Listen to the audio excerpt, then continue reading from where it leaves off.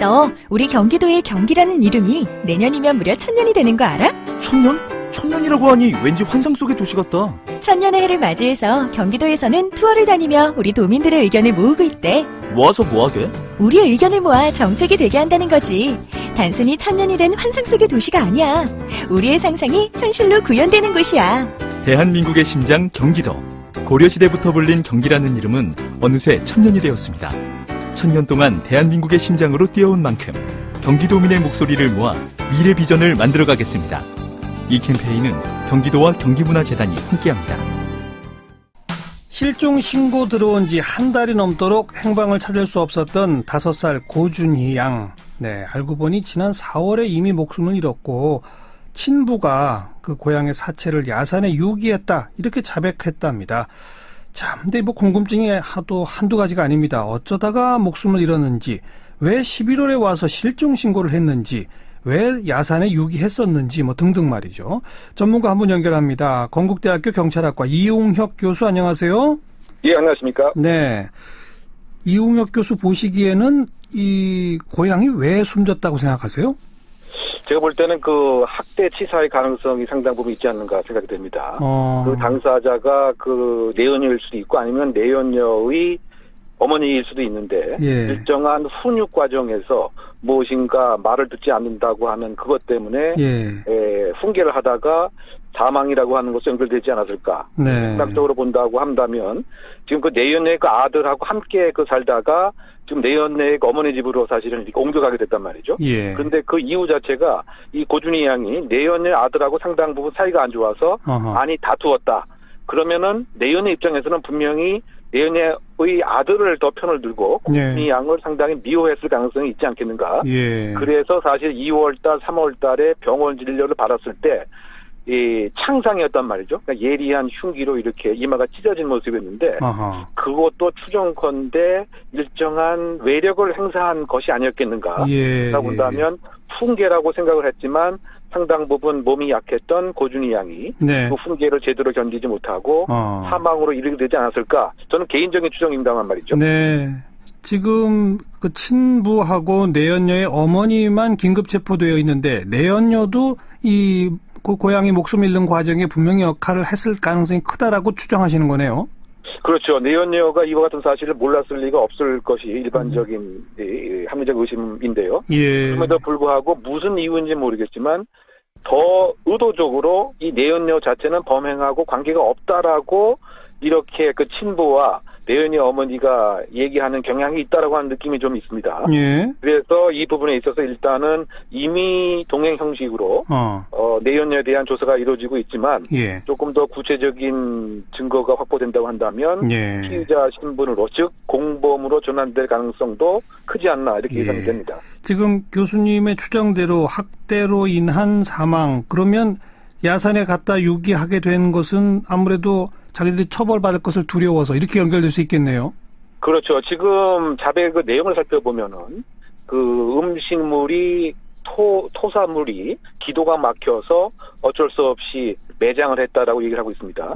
그런데 이거 상식적으로 보면 그 딸이 조그만 5살짜리 아이가 이와 같은 상황이라 한다면 먼저 응급실에 연락을 하겠죠. 그렇죠. 그리고 응급 구조를 하고 나서 만약에 사망이 됐다고 한다면 경찰에 연락하고 그렇죠. 경찰에 연락하고 공식적인 사망 절차를 밟는 것이 일반인의 평균인의 생각입니다.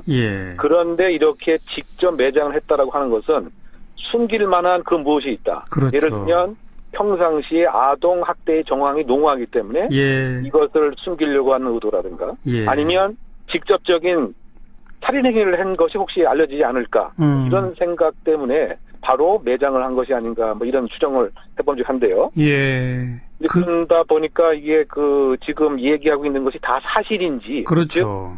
즉, 정말 4월 26일인지 그리고 추정컨대 지금 사망 장소가 지금 그 내연녀 어머니와 함께 거주했던 인우동으로 일단 추정이 되는데 인우동인지 아니면 사실 그보다 더 이전에 예를 들면 그 생부의 아파트 현관 복도 등에서 DNA 혈흔이 발견이 되었단 말이죠. 그리고 그것이 고준희 양과 내연녀 또 친부의 것으로 판명이 되었는데 그러면 혹시 이 생부의 집에서 네. 이와 같은 일이 생겼을 가능성도 자신은 배제할 수 없다. 예. 그래서 지금 그 이야기는 다 이 친부의 진술에만 의존한 것이기 때문에 경찰의 입장에서는 좀 더 구체적인 증거에 의해서 세밀 수사가 좀 필요하지 않나 생각됩니다. 예.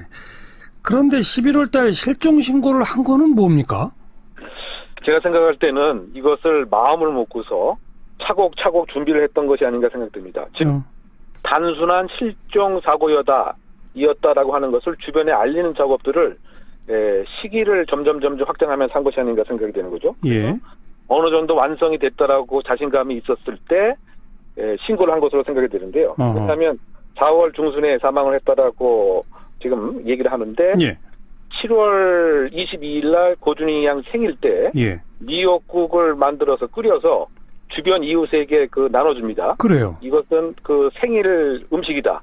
그런데 이미 사망을 했죠. 예. 그 얘기는 뭐냐면 생존하고 있음을 주변인에게 확인시키는 이런 작업을 했던 것 같고요. 예. 그리고 마찬가지 얘기로 동네에서 내가 그 고준희 양을 빨리 돌봐야 되기 때문에 빨리 귀가를 해야 되겠다. 이런 얘기들을 또 했다라고 하는 정황도 있고요. 그리고 또 8월 달에 지금 우화동으로 이사를 했는데 이때에 고준희 양의 여러 가지 사물 용품을 함께 동반해서 이사를 했습니다. 맞아요. 상당히 그것도 이미 다 사망을 했는데 동반해서 이사했다는 것은 여전히 생존하고 있음을 주변인에게 완전히 그 확인을 시키고 그러고 나서 어느 정도 이 정도면 됐다라고 하는 판단을 한 상태에서 결국은 공식적인 실종 신고의 성공적인 마무리를 위해서 부득이 11월 중순경에 실종이 되었고 신고는 12월 8일 날 이루어졌던 것이죠.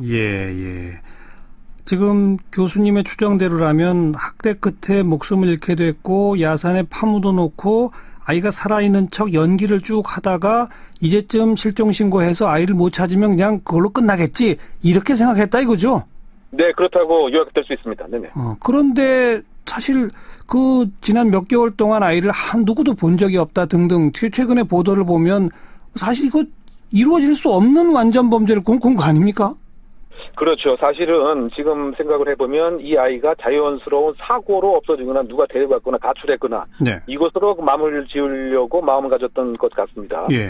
다만 이제 그 시기적으로 봤을 때 2년 후면 고준희 양이 초등학교에 취학을 해야 되겠죠. 학교 가는 나이죠. 네, 취약 통지서가 나오면 불응하면 전수조사가 이루어지는 부담감이 분명히 있었을 테고요. 맞아요. 그리고 현재 그 친부가 고준희 양의 친모하고 이혼 소송 중에 있습니다.